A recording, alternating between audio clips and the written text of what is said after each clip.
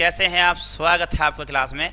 चलेगा, आज हम लेकर के आए हैं चैप्टर नंबर 16 जुलाहे का जीवन। तो बहुत अच्छी रचना रहेगी, ठीक है। मैंने आपको बताया चैप्टर नंबर 16 है आपका जुलाहे का जीवन है। ये एक आत्मकथा है, ठीक है। अब इसको पढ़ेंगे अभ्यास के तौर पर और फिर आगे बढ़ जाएंगे। प्रस्तुत पाठ के माध्यम से जुलाहे के जीवन के विषय में बताया गया है कि जब इंसान ने खेती करना नहीं सीखा था तब भी जंगली पौधे से कपास चुनकर धागे तैयार करता था और वस्त्र बुनता था। उनके मानव जाति के तन को ढका है, उसे धूप सर्दी से बचाया है, लेकिन आज उसके साथ अन्याय हो रहा है। बड़ी बड़ी मशीनों के लग जाने से उसका व्यवसाय नष्ट हो गया है। भला ही उसे गांधी का जिन्होंने खादी की वकालत की, यदि खादी न होती तो जुलाहे तो बिल्कुल भी नष्ट हो गए होते। तो ये एक ऐसी बात है कि जो खादी बनता है या वस्त्र बनते हैं वो किससे बनते हैं? कपास से बनते हैं और कपास की खेती की जाती है। तो पहले शुरुआत में जो मनुष्य है वह जंगल में रह रहा था, लेकिन कपास से उसने कोटनी इकट्ठी की, ठीक है, और उससे उसने सूत बनाना शुरू किया और उससे आगे चल कपड़े बने, ठीक है। बढ़ेंगे आगे। मैं जुलाहा हूं, मुझे लोग कोरी, बुनकर और ततुआएं भी कहते हैं। मेरी कहानी उतनी ही पुरानी है जितना यह संसार। लो मैं आज अपनी कहानी सुनाता हूं। विधाता हमारी बिरादरी का सबसे पहला पूर्वज है। कहते हैं कि विधाता सूर्य की किरणों द्वारा दिन रूपी सफेद वस्त्र बुनता रहता है और अंधकार से रात्रि का काल वस्त्र इसे सिद्ध हो गया कि वह हमारा पूर्वज है। तो देखिएगा प्यारे बच्चों, ये अब बात करते हैं कि यहाँ पर विधाता कौन है। विधाता हमारा पूर्वज है जो सूर्य की तरह कपड़े हमें देता है पहनने के लिए, है ना। ये हम ही थे जिन्होंने मानव जाति को सर्वप्रथम वस्त्र प्रदान कर उन्हें सभ्यता की दीक्षा दी। जब विश्व के लोग नग्न अवस्था में वनों और पर्वतों की खाक छाना करते और उन्हें खेती बाड़ी तक करना नहीं आता था, तब हम ही ने ऊन से, जंगली कपास से तथा तंतुओं वाली अन्य वस्तुओं से वस्त्र तैयार किए और लोगों की नग्नता दूर की। देखेगा, कहते हैं कि सबसे पहले लोग वो हम ही हैं जिन्होंने इतना बड़ा कार्य किया है। एक तरफ जहां लोग फसल पैदा करना नहीं जानते थे, उसी समय में हमने क्या किया है? कपड़े बना करके लोगों को दीक्षा दी है, सभ्यता का रास्ता दिखाया है और सबको बताया है कि इस तरह से करना चाहिए, ठीक है। आपने मनु महाराज का नाम तो सुना ही होगा। उन्होंने हमारे वस्त्रों की प्रशंसा करते हुए कहा है, यदि आप गृहस्थी में सुख चाहते हो तो गृहिणियों को सदा वस्त्र आदि देकर उनका सम्मान क्या करें। वेदों में भी हमारे बुने हुए वस्त्रों की भूरी भूरी प्रशंसा की गई है और कहा गया है कि वस्त्र सौंदर्य, स्वास्थ्य एवं आयु की वृद्धि में सहयोगी होते हैं। हमारे महत्व का उल्लेख रामायण, महाभारत आदि प्राचीन ग्रंथों में भी मिलता है। अब तो आप जान ही गए होंगे कि हमारा इतिहास अत्यंत प्राचीन है। अब आप पूछेंगे हमने वस्त्र बुनना सीखा किससे? यह प्रश्न बड़ा पेचीदा है। अब देखेगा, ये कह रहे हैं कि भाई ये बात आपने जो मान ली तो बात सही है, लेकिन एक सवाल यहाँ पर खड़ा होता है। हम कह रहे हैं कि ये सब चीजें आपको मिलती हैं, वेदों में मिलेगी, पुराण में मिलेगी कि ये कार्य हमने किया है, महाराज मनु ने हमारी प्रशंसा की है, हमारी प्रशंसा आदिकाल से होती हुई आ रही है। लेकिन सवाल ये खड़ा होता है कि हमने सीखा किससे है, हमारा गुरु कौन है? तो इस बात पर चर्चा करते हैं।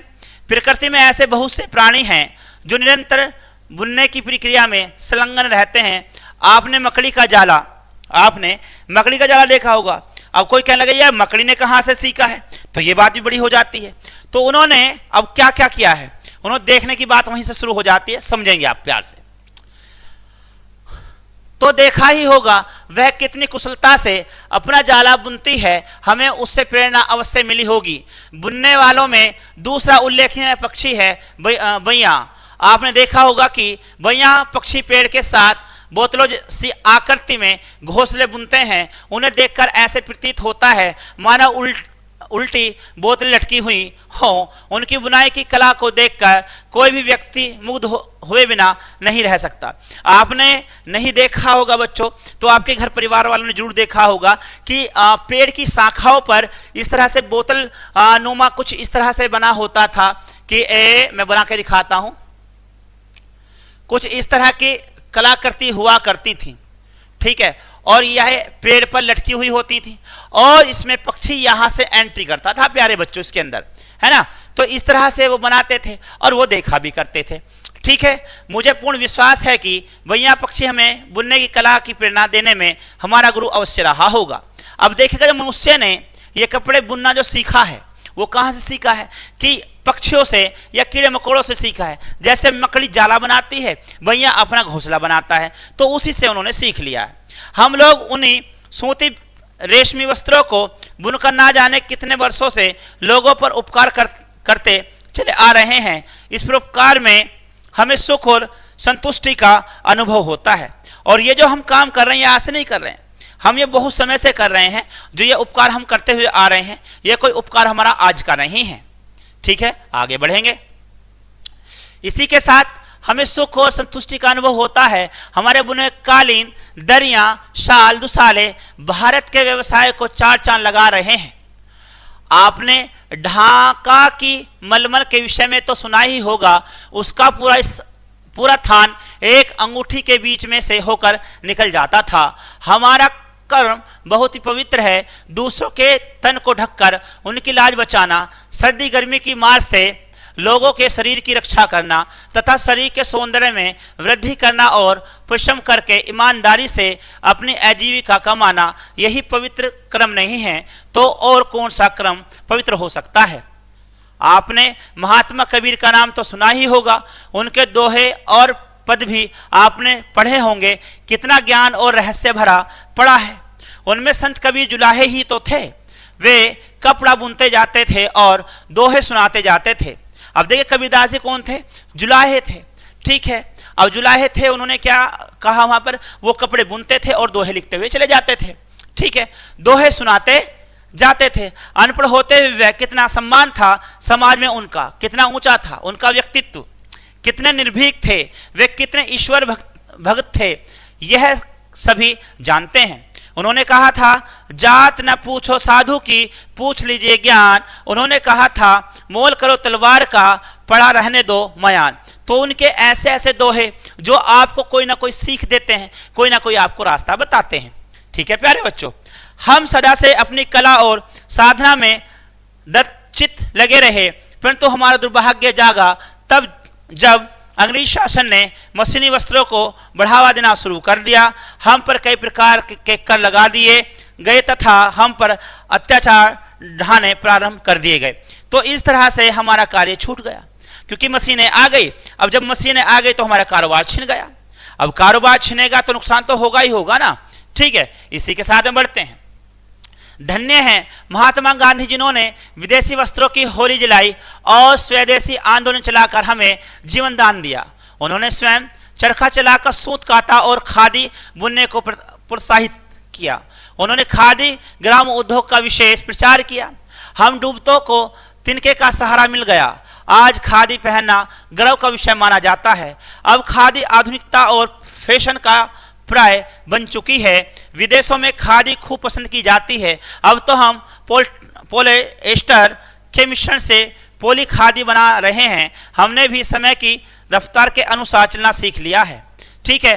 ये तो महात्मा गांधी जी ने जब उन्होंने यहाँ पर मशीन लाकर लगा दी किसकी, कपड़े बुनने वाली, तो हमने वहाँ पर उन्होंने उन कपड़ों को जला करके होली जला दी। उसी के साथ साथ उन्होंने चरखा लेकर के खुद हमें गूंथ करके दिखाया, लोगों को प्रेरणा दी कि आपको भी ये करना चाहिए। गांधी जी ने चरखा चलाया था। जब आप देखते होंगे उनकी कोई फोटो चरखे के साथ जरूर दिखाई जाती होगी, ठीक है। इसी के साथ साथ आगे बढ़ते हैं। यद्यपि मशीनों पर वस्त्र धड़ाधड़ बुने जा रहे हैं, पर हमारे बुने वस्त्रों की अपनी ही विशेषताएं हैं।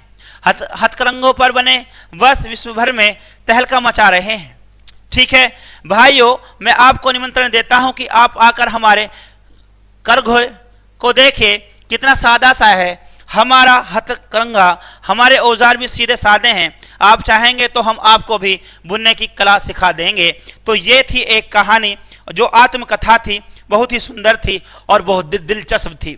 ठीक है प्यारे बच्चों, ये रहा आपका यहाँ पर क्या सीखेंगे, यहां हम बात करेंगे किसकी, शब्द अर्थ की बात करेंगे। और शब्द अर्थ आपके कौन कौन से यहाँ पर शब्द अर्थ हैं देखिएगा।